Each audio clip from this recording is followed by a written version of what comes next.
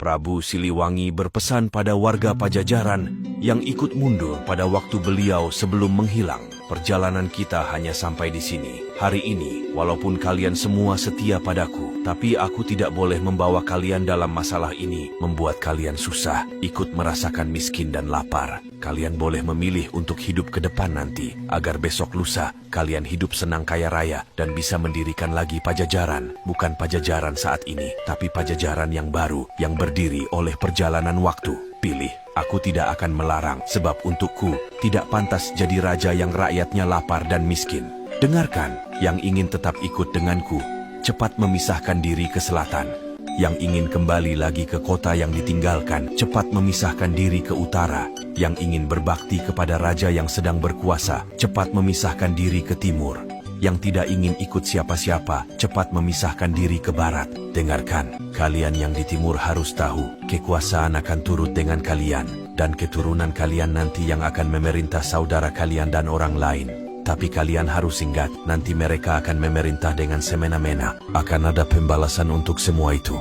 Silahkan pergi, kalian yang di sebelah barat, carilah oleh kalian Kisantang, sebab nanti keturunan kalian yang akan mengingatkan saudara kalian dan orang lain, ke saudara sedaerah, ke saudara yang datang sependirian, dan semua yang baik hatinya. Suatu saat nanti, apabila tengah malam, dari Gunung Halimun terdengar suara minta tolong, nah itu adalah tandanya, semua keturunan kalian dipanggil oleh yang mau menikah di Lebak Cawene. Jangan sampai berlebihan, sebab nanti telaga akan banjir. Silahkan pergi. Ingat, jangan menoleh ke belakang. Kalian yang di sebelah utara, dengarkan, kota takkan pernah kalian datangi. Yang kalian temui hanya padang yang perlu diolah. Keturunan kalian, kebanyakan akan menjadi rakyat biasa.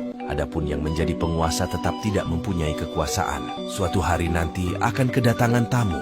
Banyak tamu dari jauh, tapi tamu yang menyusahkan. Waspadalah, semua keturunan kalian akan aku kunjungi. Tapi hanya pada waktu tertentu dan saat diperlukan. Aku akan datang lagi, menolong yang perlu, membantu yang susah, tapi hanya mereka yang bagus perangainya. Apabila aku datang takkan terlihat, apabila aku berbicara takkan terdengar. Memang aku akan datang tapi hanya untuk mereka yang baik hatinya, mereka yang mengerti dan satu tujuan, yang mengerti tentang harum sejati, juga mempunyai jalan pikiran yang lurus dan bagus tingkah lakunya. Ketika aku datang, tidak berupa dan bersuara, tapi memberi ciri dengan wewangian. Semenjak hari ini, Pajajaran hilang dari alam nyata, hilang kotanya, hilang negaranya. Pajajaran tidak akan meninggalkan jejak, selain nama untuk mereka yang berusaha menelusuri. Sebab bukti yang ada akan banyak yang menolak, tapi suatu saat akan ada yang mencoba, supaya yang hilang bisa ditemukan kembali. Bisa saja, hanya menelusurinya harus memakai dasar, tapi yang menelusurinya banyak yang sok pintar dan sombong, dan bahkan berlebihan kalau bicara. Suatu saat nanti akan banyak hal yang ditemui, sebagian-sebagian, sebab terlanjur dilarang oleh pemimpin pengganti. Ada yang berani menelusuri terus-menerus, tidak mengindahkan larangan, mencari sambil melawan, melawan sambil tertawa. Dialah anak gembala, rumahnya di belakang sungai, pintunya setinggi batu, tertutupi pohon handoleum dan hanjuang. Apa yang dia gembalakan, bukan kerbau, bukan domba, bukan pula harimau ataupun banteng, tetapi ranting daun kering dan sisa potongan pohon. Dia terus mencari, mengumpulkan semua yang dia temui, tapi akan menemui banyak sejarah kejadian. Selesai zaman yang satu datang lagi satu zaman, yang jadi sejarah kejadian baru. Setiap zaman membuat sejarah, setiap waktu akan berulang itu dan itu lagi. Dengarkan, yang saat ini memusuhi kita, akan berkuasa hanya untuk sementara waktu. Tanahnya kering, padahal di pinggir sungai Cibantayun dijadikan kandang kerbau kosong. Nah disitulah, sebuah negara akan pecah oleh kerbau bule, yang digembalakan oleh orang yang tinggi dan memerintah di pusat kota. Semenjak itu, raja-raja dibelenggu, kerbau bule memegang kendali, dan keturunan kita hanya jadi orang suruhan. Tapi kendali itu tak terasa, sebab semuanya serba dipenuhi dan murah, serta banyak pilihan. Semenjak itu, pekerjaan dikuasai monyet. Suatu saat nanti, keturunan kita akan ada yang sadar, tapi sadar seperti terbangun dari mimpi. Dari yang hilang dulu semakin banyak yang terbongkar, tapi banyak yang tertukar sejarahnya, banyak yang dicuri bahkan dijual. Keturunan kita banyak yang tidak tahu bahwa zaman sudah berganti. Pada saat itu geger di seluruh negara, pintu dihancurkan oleh mereka para pemimpin, Tapi pemimpin yang salah arah, yang memerintah bersembunyi, pusat kota kosong, kerbau bule kabur, negara pecahan diserbu monyet. Keturunan kita enak tertawa, tapi tertawa yang terpotong, sebab ternyata pasar habis oleh penyakit, sawah habis oleh penyakit, tempat padi habis oleh penyakit, kebun habis oleh penyakit, perempuan hamil oleh penyakit, semuanya diserbu oleh penyakit. Keturunan kita takut oleh segala yang berbau penyakit. Semua alat digunakan untuk menyembuhkan penyakit, sebab sudah semakin parah. Yang mengerjakannya masih bangsa sendiri. Banyak yang mati kelaparan. Semenjak itu keturunan kita banyak yang berharap bisa bercocok tanam, sambil sok tahu membuka lahan. Mereka tidak sadar bahwa zaman sudah berganti cerita lagi. Lalu sayup-sayup dari ujung laut utara terdengar gemuruh. Burung menetaskan telur, riuh seluruh bumi. Sementara di sini, ramai oleh perang, saling menindas antar sesama. Penyakit bermunculan di sana-sini. Lalu keturunan kita mengamuk tanpa aturan. Banyak yang mati tanpa dosa. Jelas-jelas musuh dijadikan teman. Yang jelas-jelas teman dijadikan musuh. Mendadak banyak pemimpin dengan caranya sendiri. Yang bingung semakin bingung. Banyak anak kecil sudah menjadi bapa. Yang mengamuk tambah berkuasa. Mengamuk tanpa pandang bulu. Yang putih dihancurkan. Yang hitam diusir. Kepulauan ini semakin kacau. Sebab banyak yang mengamuk. Tidak beda dengan tawon. Hanya karena dirusak sarangnya. Seluruh nusa dihancurkan dan dikejar. Tetapi ada yang menghentikan. Yang menghentikan adalah orang seberang. Lalu berdiri lagi penguasa yang berasal dari orang biasa, tapi memang keturunan penguasa dahulu kala, dan ibunya adalah seorang putri Pulau Dewata. Karena jelas keturunan penguasa baru susah dianiaya. Semenjak itu berganti lagi zaman. Ganti zaman, ganti cerita. Kapan? Tidak lama setelah bulan muncul di siang hari, disusul oleh lewatnya komet yang terang benderang.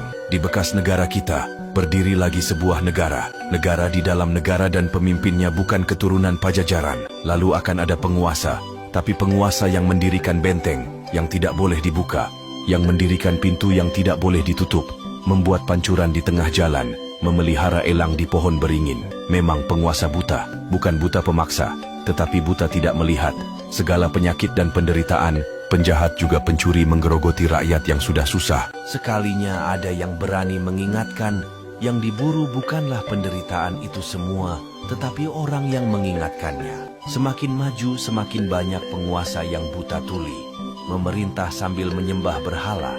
Lalu anak-anak muda salah pergaulan, aturan hanya menjadi bahan omongan, karena yang membuatnya bukan orang yang mengerti aturan itu sendiri. Wajar saja bila kolam semuanya mengering, pertanian semuanya puso, bulir padi banyak yang diselewengkan, sebab yang berjanjinya banyak tukang bohong. Semua diberangus janji-janji belaka. Terlalu banyak orang pintar, tapi pintar kebelinger. Pada saat itu datang pemuda berjanggut. Datangnya memakai baju serba hitam sambil menyanding sarung tua, membangunkan semua yang salah arah, mengingatkan pada yang lupa, tapi tidak dianggap. Karena pintar kebelinger, maunya menang sendiri. Mereka tidak sadar, langit sudah memerah, asap mengepul dari perapian. Alih-alih dianggap, pemuda berjanggut ditangkap, dimasukkan ke penjara. Lalu mereka mengacak-ngacak tanah orang lain, beralasan mencari musuh, tapi sebenarnya mereka sengaja membuat permusuhan. Waspadalah, sebab mereka nanti akan melarang untuk menceritakan Pajajaran. Sebab takut ketahuan bahwa mereka yang jadi gara-gara selama ini. Penguasa yang buta semakin hari semakin berkuasa melebihi kerbau bule. Mereka tidak sadar zaman manusia sudah dikuasai oleh kelakuan hewan. Kekuasaan penguasa buta tidak berlangsung lama, tapi karena sudah kelewatan menyengsarakan rakyat yang sudah berharap agar ada mukjizat datang untuk mereka, penguasa itu akan menjadi tumbal untuk perbuatannya sendiri. Kapan waktunya? Nanti, saat munculnya anak gembala, di situ akan banyak huru-hara yang bermula di satu daerah, semakin lama semakin besar, meluas di seluruh negara, yang tidak tahu menjadi gila dan ikut-ikutan, menyerobot dan bertengkar, dipimpin oleh pemuda gendut. Sebabnya bertengkar, memperebutkan tanah. Yang sudah punya ingin lebih, yang berhak meminta bagiannya.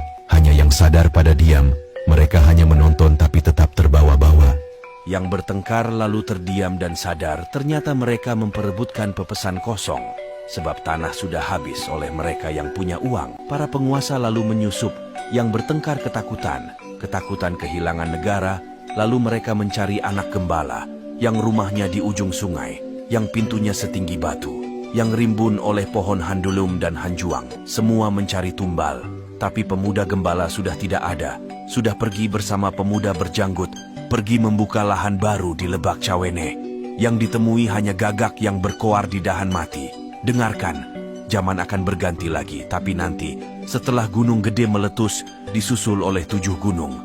Ribut lagi seluruh bumi, orang Sunda dipanggil-panggil, orang Sunda memaafkan, baik lagi semuanya. Negara bersatu kembali, Nusa Jaya lagi, sebab berdiri Ratu Adil yang sejati. Tapi ratu siapa? Dari mana asalnya sang ratu? Nanti juga kalian akan tahu. Sekarang, cari oleh kalian pemuda gembala. Silahkan pergi, ingat jangan menoleh ke belakang.